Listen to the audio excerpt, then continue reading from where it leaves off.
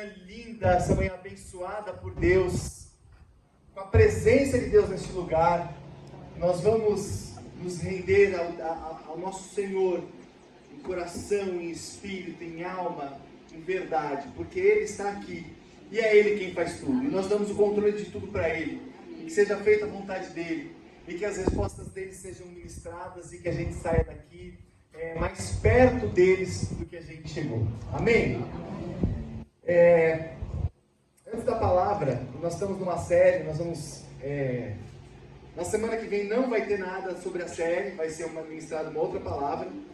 E depois talvez a gente continue ou não, porque falar sobre o verdadeiro evangelho, existe muita coisa para falar, né? Só nos versículos que nós temos lendo já foi aí quase 20 importantes características do evangelho. Hoje nós vamos falar mais 7, mas talvez no dia 15 a gente retorne com essa série ou não. Vamos orar e dizer a Deus o que Ele quer para a igreja. Mas eu quero, antes da gente ler a Bíblia, antes da gente ler a palavra e a gente ler, entender, né, ser comunicada pelo Espírito, não só ler, mas ministrar e aplicar na nossa vida e sair daqui com ela aplicada na nossa vida. Eu quero falar uma coisa para vocês com muita alegria, porque inclusive esse versículo ele vai estar no anuário que a gente vai nas próximas semanas passar para a igreja, com a programação do ano que vem, em 2 Coríntios, capítulo 7, versículo 15. E como em dezembro, hoje é dia 1º de dezembro, dia de ceia, um dia de festa, um dia de celebração, um dia de alegria, como, não só hoje, mas como a gente vai buscar que seja em dezembro de 2025 inteiro, e que nossa vida seja ministrada com essa paz, com essa alegria sobrenatural de Deus, porque é isso que Ele tem pra gente. E quanto mais a gente se aproxima dEle, a alegria dEle é a nossa força. E aí o que eu vou falar para vocês aqui, eu vou falar com extrema alegria, porque não depende de pessoas, depende da presença dEle. Eu oro a Deus para que todos aqueles que forem tocados estejam juntos, para a gente viver juntos. Mas eu estou muito alegre, porque eu estou transmitindo um versículo que Ele colocou. E a gente vai, durante esse mês de dezembro, trabalhar nele na vigília. Nós vamos anunciar a vigília depois, sexta-feira, uma vigília de 4 horas, das 11 às 3. Nós vamos trabalhar com Ele nos homens aqui, projetando o ano de 2025, em oração a Deus. E esse versículo ele fala assim, 1 Coríntios, capítulo 7, versículo 15. Deus falando com Salomão, ele fala assim: olha, os meus olhos estarão abertos, os meus ouvidos estarão atentos às orações que serão feitas nesse lugar. E eu tenho convicção que assim será aqui. Em outro lugar, não sei, de repente terá até coisas melhores ou não terá, mas aqui eu tenho a convicção. Então eu convido você, ou quem você quiser chamar, e na verdade nós somos livres em Jesus. Jesus nos dá liberdade de escolha. Então nós podemos participar ativamente em dezembro e receber esse 2025, ou não, ou fazermos isso em nossa casa ou outro lugar. Mas eu te falo, chegue mais perto de Deus. Isso é o que Ele colocou no nosso coração para esta igreja. E eu só estou falando o que Ele colocou no coração. Quem vai cumprir é Ele. E isso me alegra muito, porque Ele é fiel para cumprir o que Ele fala. Amém? Então era algo que eu queria falar do Senhor mesmo, porque antes de eu falar, eu oro, reoro, e Deus deve falar assim para mim: pelo amor de Deus, já quantas confirmações. Então recebe isso, discirna, ore e coloque nas mãos de Deus, e vocês são bem-vindos. Primeira, vamos ler agora em Atos capítulo 16. Hoje nós vamos ler do versículo 35 ao 40. Atos 16, do 35 ao 40.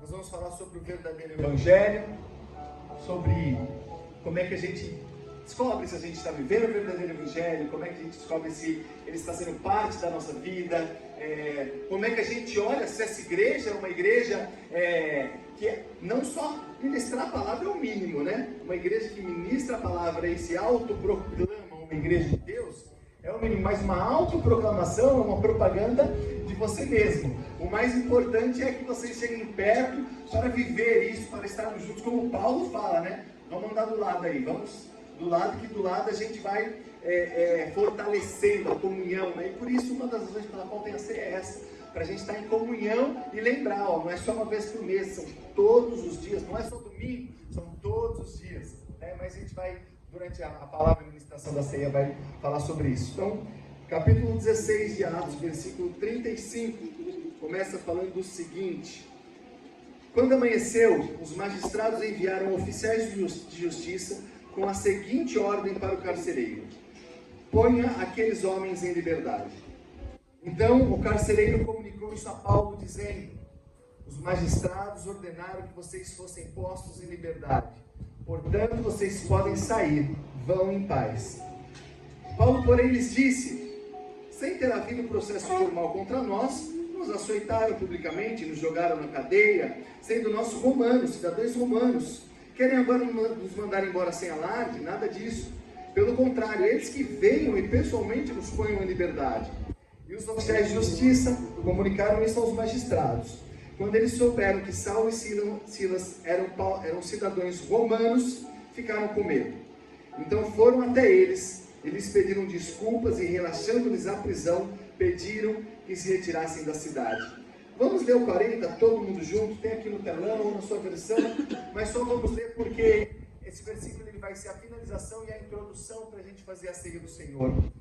Fala o seguinte, vamos lá, 1, 2, 3. Tendo saído da prisão, Paulo e Silas dirigiram-se para a casa de Lídia, e vendo os irmãos, os animaram e depois partiram.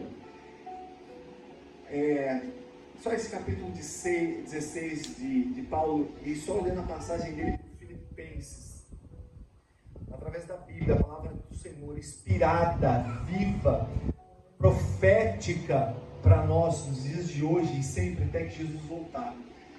A gente lê, entende, aplica em cada um de nós. E eu peço que o poder do Espírito Santo seja muito maior do que qualquer desejo meu, qualquer intenção meu, porque certamente o poder dele que pode entrar no seu coração pode fazer coisas extraordinárias, de mudanças, de arrependimento e de pecados. Então a gente vai começar olhando para o primeiro versículo que a gente leu, 15.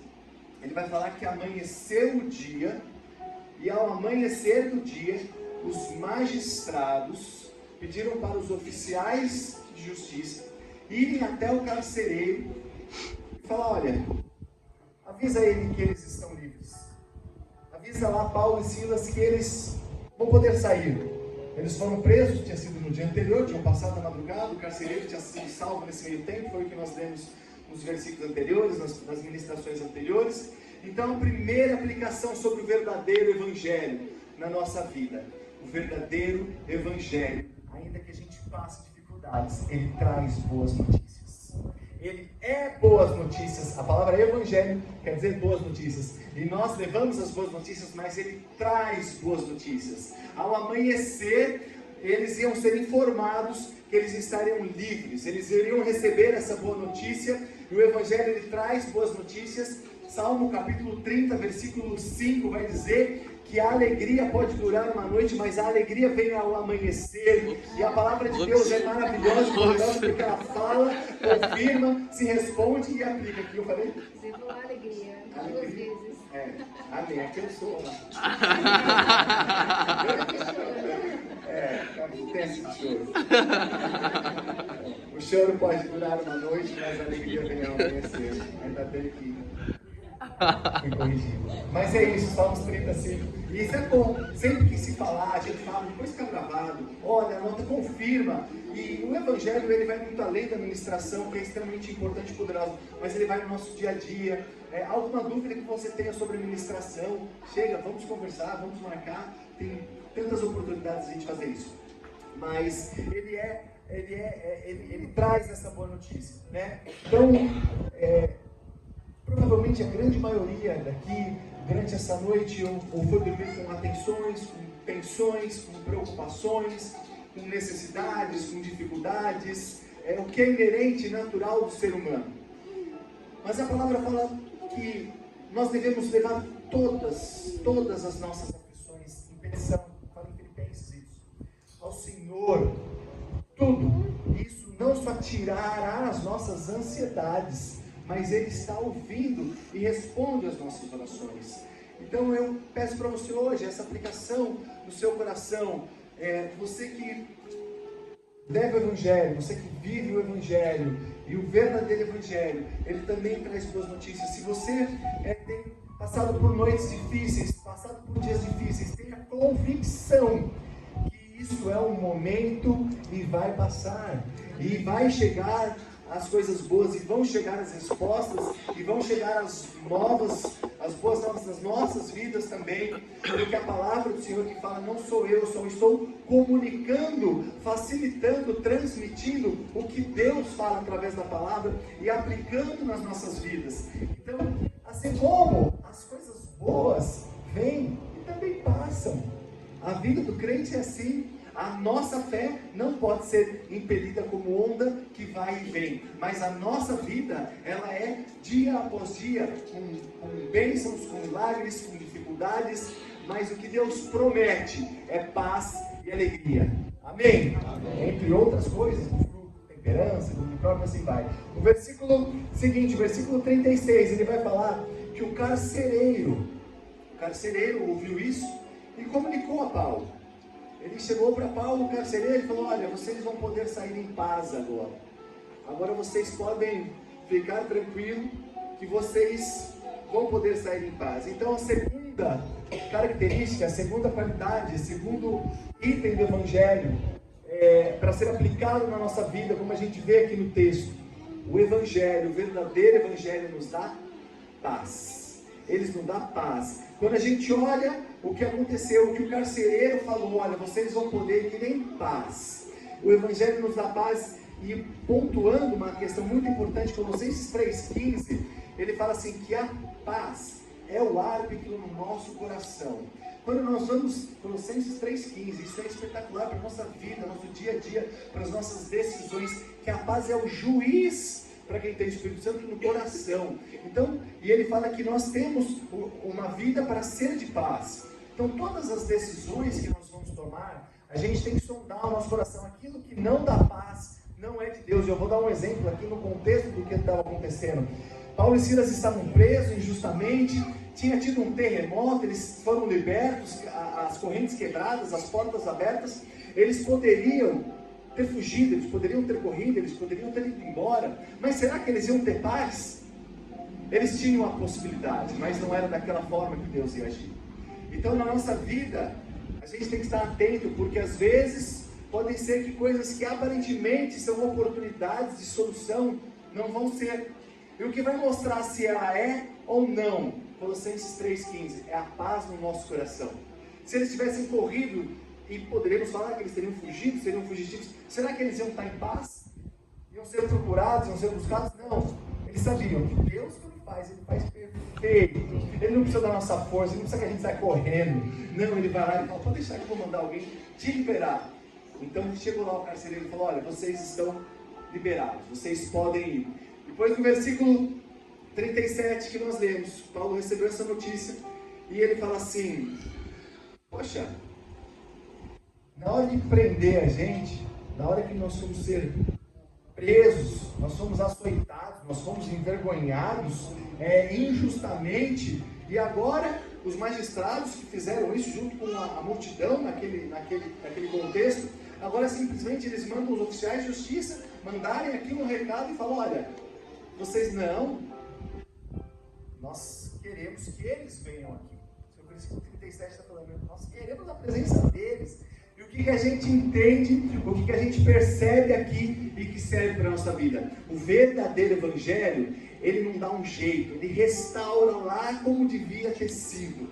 Ele restaura, ele começa a gente, restaurando a gente como a imagem e semelhança de Deus. Nós fomos criados à imagem, a palavra de Deus fala, logo no começo, Gênesis 1, 2, 3, a queda, fomos criados à imagem e semelhança de Deus. Nós somos a imagem e semelhança de Deus. Adão, pelas circunstâncias ali narradas na Bíblia, houve a queda, mas através de Jesus, Ele nos restaura e nos religa direto ao Pai, a Deus. Então a segunda característica que a gente olha, nós voltamos à verdadeira restauração. O Evangelho aplicado na nossa vida, ele é restauração. Ele começa, e o principal é a restauração espiritual, mas Ele também restaura nas injustiças. A gente seguindo, continuando, caminhando o verdadeiro Evangelho aplicado na nossa vida, Ele vai nos restaurar ao que era antes. Paulo falou: eu não vou sair embora aqui como alguém que fez algo errado, simplesmente. Não, Ele vai voltar aqui e Ele vai falar: você está livre. E aí no versículo 38, vai falar que os oficiais, sabendo disso, os oficiais tiveram receio, tiveram medo, a palavra fala, porque eles eram cidadãos romanos.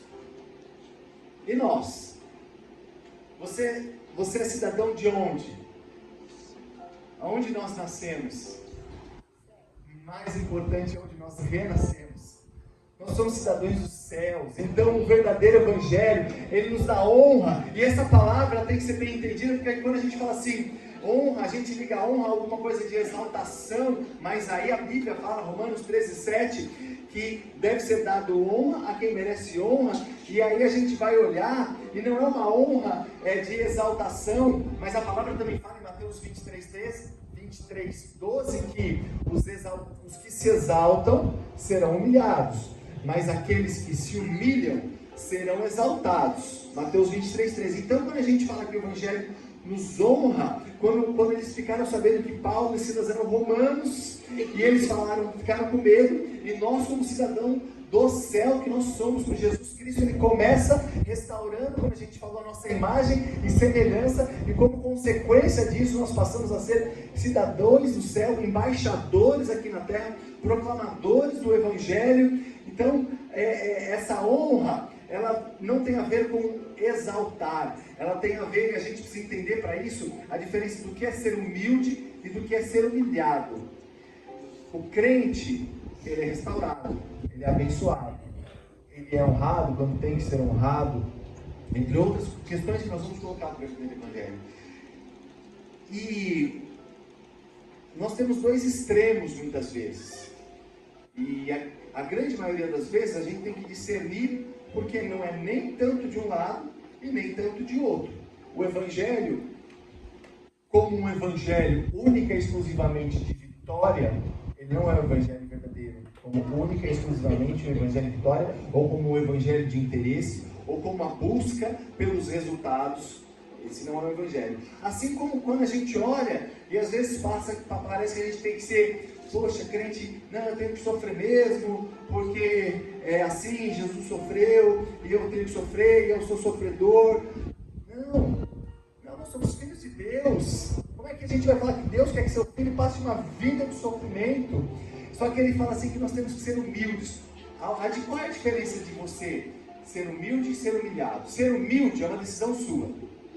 Ser humilde, você decide, eu vou ser humilde, eu vou me abaixar, eu vou buscar Deus, eu vou ter frutos como uma árvore. A árvore vai sendo carregada de frutos, e a palavra humilde, ela tem uma origem em humus, que é o adubo, que é até o esterco, e você vai criando frutos, e você vai ficando robusto, e você vai, os galhos vão baixando, e você vai se humilhando, e você entende como Jesus fala, que o maior é o servo, e isso é decisão nossa.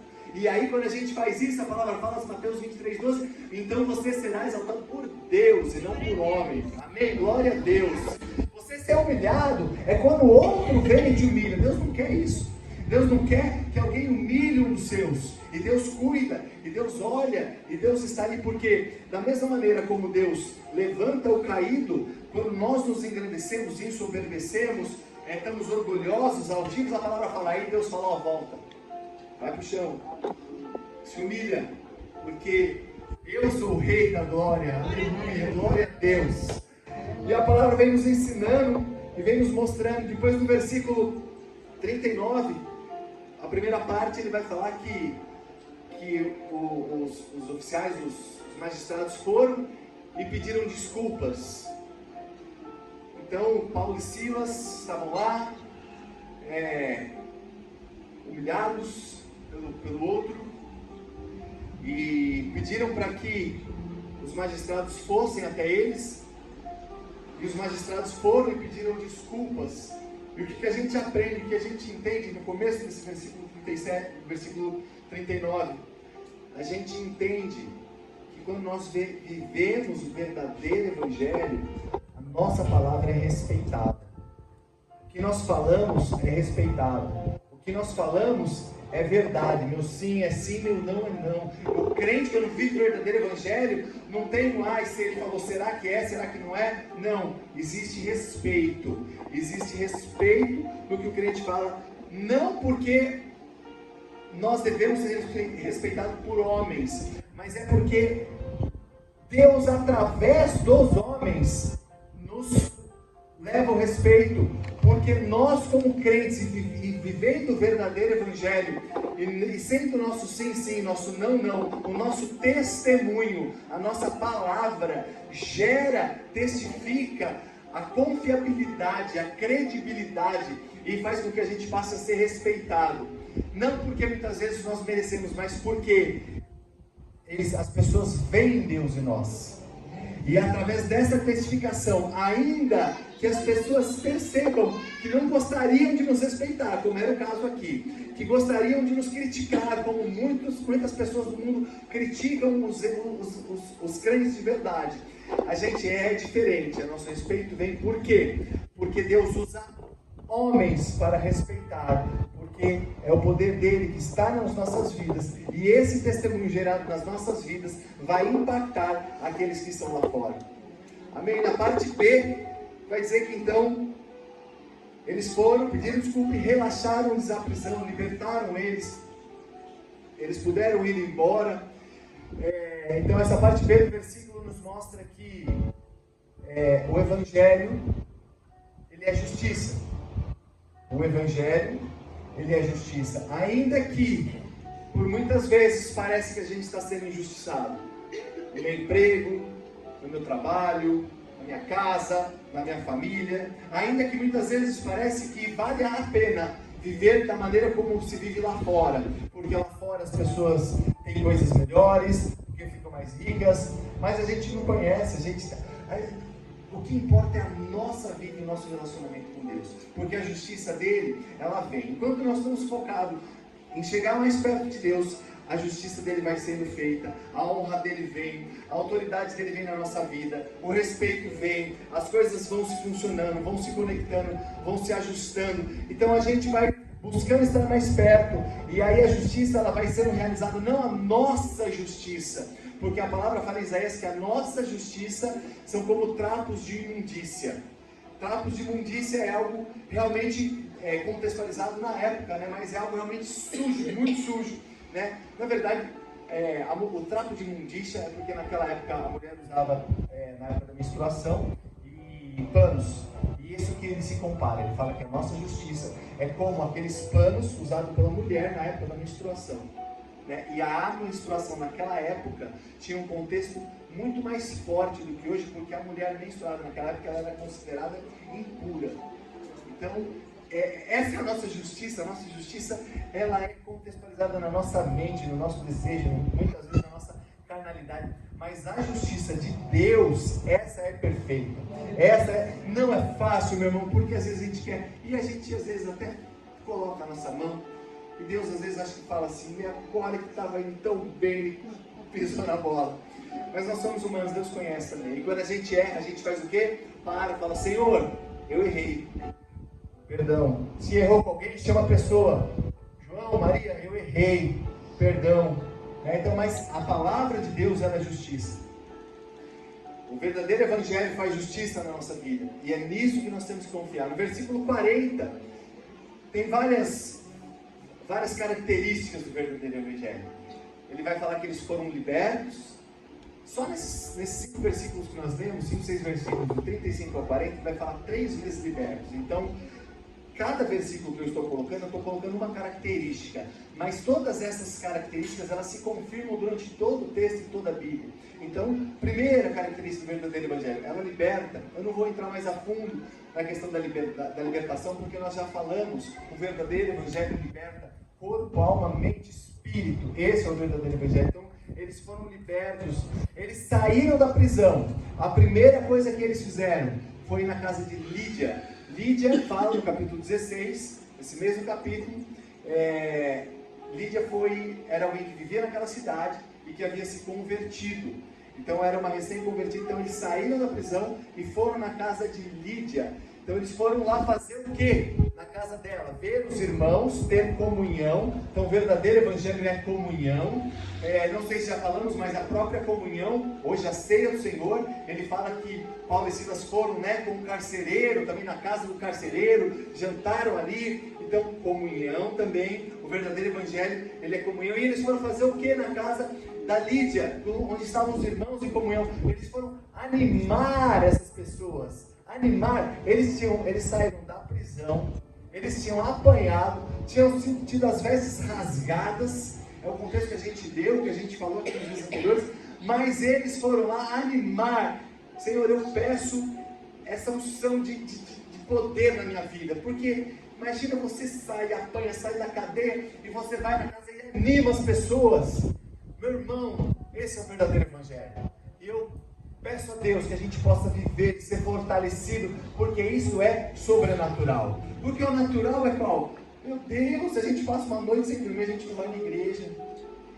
A gente tem uma semana difícil, a gente já questiona se eu estou no lugar certo, se não tem algo melhor por aí, se não tem uma religião diferente, onde vai dar o que eu quero. Eles tinham apanhado, eles tinham sido presos, eles foram lá animar as pessoas. Novos convertidos, eu fico pensando em chegar e falar assim, vamos lá, vamos se animar aí, vocês estão aí realmente porque eu estou preso, você não vai fazer nada, o evangelho vai parar porque eu estou preso, e se eu morrer? Você tem que ir também, você não se converteu? Vamos lá. Eles não chegaram e falaram assim, não, vai dar tudo certo, é bênção, viu? Pode ficar. Não. Agora, imagina também o outro lado, se a gente está na nossa casa, alguém do evangelho preso injustamente chega na nossa casa, talvez a gente hoje, nas circunstâncias de hoje, ia ficar até com medo, ia falar, meu Deus, esse cara está lá preso, o que vão falar de mim? Vão falar, mas eu sou crente, crente é perfeito, crente não é amigo de cadeieiro. Meu irmão, a gente tem um coração, então eu peço a Deus que Ele mude o nosso coração de amor. Às vezes alguém vem chegar pra gente, está passando uma dificuldade financeira, e você quer só ser ouvido, se abraçar e falar, vamos orar, que eu não tenho dinheiro, mas eu tenho oração. Aí a gente fala assim, meu Deus, eu preciso me afastar desse irmão aí primeiro. Ele, né, ficar fazendo dívida aí, isso é coisa do capeta, né? Não tem alguma coisa errada, não fez o curso de finanças, não está abençoado, e vai igual os amigos de Jó, né? Está dando tudo errado, deixa eu ir com quem é próspero. Irmão, não é isso que a palavra ensina. A palavra ensina, você saiu, você apanhou, você não está legal, o Espírito Santo vai te dar força.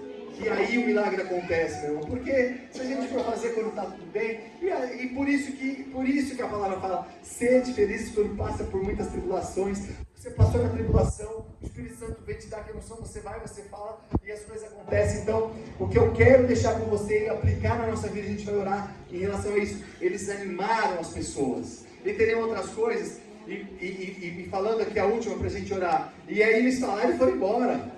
Né? Nós tivemos aqui a cruzada ontem, Luan, Mares, pessoal. Cara, e essa igreja, a gente fala, a gente tem que estar atento, tem que ter para ir para fora, porque eles falaram, devia estar gostoso, né? Você sai da cadeia, chega na casa lá da Lídia era uma mulher com grana, chega lá, senta, toma um chá, descansa um pouco, passa lá umas coisas para melhorar, fica uns 2, 3 dias. Fala, agora eu vou para um lugar mais tranquilo, porque afinal de contas já estou com o meu galardão aqui, já apanhei bastante, a gente vai na meritocracia. Não, eles falaram, vamos se animar, quero voltar aqui. Paulo depois escreve uma carta para Filipenses, mas ele falou só que a gente vai continuar pregando o Evangelho. Isso é sobrenatural, isso é sobrenatural, e é isso que Deus tem pra gente, e é isso, Deus tem pra gente o sobrenatural, mas a gente quer viver naturalmente e ter resposta sobrenatural, aí não dá. A gente viver sobrenaturalmente, nós vamos viver o sobrenatural. A gente viver naturalmente, a gente vai ficar uma vida. Vamos ser salvos, provavelmente, aí cada um, Deus é quem sabe, né? Nós não somos juízes, mas aceitei Jesus, tenho convicção, me arrependi. Mas se eu ficar no natural, eu vou viver o natural. Agora não, eles quiseram viver o sobrenatural. E isso é o que faz a diferença. E tem algumas músicas que eu escuto, quem vive mais perto de mim, a Isa nem fala, tem música que eu ponho no carro que ela já até chora, troca essa música. Mas a palavra não, essa música fala, e contextualizada ela é uma música na palavra. Quem já pisou no Santo dos Santos em outro lugar não sabe viver. Meu irmão, eu te convido, não porque você precisa, não porque você é obrigado, venha na vigília. Eu não sei como vai ser essa, porque a gente não faz vento aqui. Aqui quem faz é o sopro do Espírito. Talvez essa vigília seja uma vigília de oração. Já teve vigília que pessoas falaram em línguas, que vieram 7, 8, 10 pessoas. Já teve vigília com 40 pessoas. Já teve vigília que o Espírito Santo fluiu. Já teve vigília que a gente só orou. Mas eu te convido, vem buscar o sobrenatural, porque eu estou junto com vocês. E Deus fala, Deus ainda fala. Deus fala audível, fala. Deus ainda fala audível, fala aos nossos corações, fala através de profetas. Mas para ter o sobrenatural, eu tenho que viver o sobrenatural. Eu tenho que buscar o sobrenatural. Então, era isso que eu queria falar com vocês. O verdadeiro Evangelho, ele tem muitas qualidades. E que Deus seja a nossa prioridade sempre. Amém? Eu vou fazer só uma oração para que Deus nos anime e para que Deus nos faça ser animadores das pessoas, dos crentes. E aí depois o Enzo vai orar pelos pedidos, pelas necessidades pontuais. Lembrando que os milagres que Deus tem feito, e nós estamos preparando algumas informações sobre o que Deus tem feito aqui tão especial. Não é para engrandecer nem homem, nem igreja, nem quem ora, é para engrandecer o nome de Deus, porque a glória sempre vai ser dele. Amém?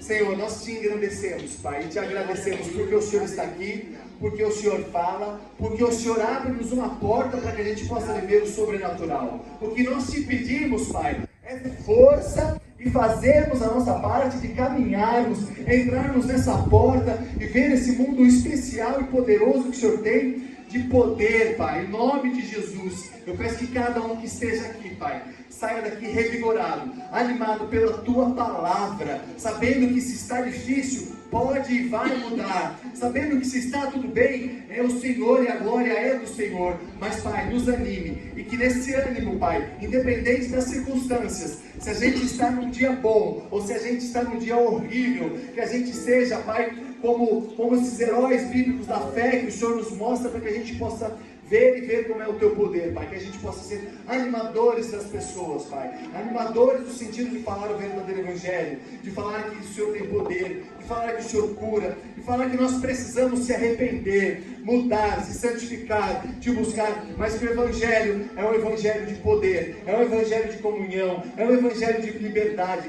é um Evangelho de tantas características e qualidades, que só quem vive sabe. Senhor, obrigado pelo privilégio da gente ter essa possibilidade e nos dê sabedoria, que a sabedoria do Senhor, o temor ao Senhor é o princípio da sabedoria do Senhor. Nos, em nome de Jesus, dê sabedoria de vivermos, Pai, esse verdadeiro Evangelho. Nos ajuda com isso, Pai. Afasta todo o mal, toda seta do inimigo, toda distração, todo cansaço, tudo que vem da carne, Pai. Nos dê, Senhor, fortalecimento espiritual e que a gente tenha vontade de te buscar, Pai, em nome de Jesus. Amém. Amém. Glória a Deus, irmão. Amém. Glória a Deus. Daqui a pouco a gente vai ministrar a ceia. Chama o Enzo aqui.